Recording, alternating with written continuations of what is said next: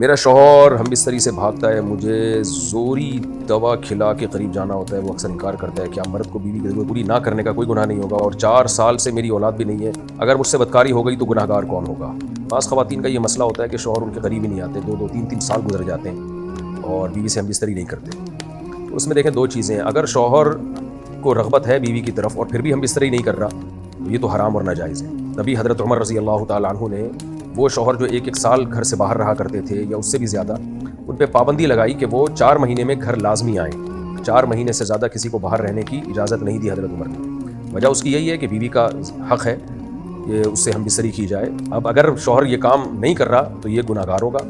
لیکن بعض دفعہ یہ ہوتا ہے کہ مرد کو بیوی میں اٹریکشن ہی نہیں ہوتی، بیوی کی صورت ایسے خراب ہو چکی ہوتی ہے یا اس کی جو فٹنس کا بعض خواتین خیال نہیں کرتی، تو اس میں مرد معذور ہوتا ہے، کیونکہ یہ ہم بستری ایک ایسی چیز ہے جس میں انسان کا کنٹرول نہیں ہوتا۔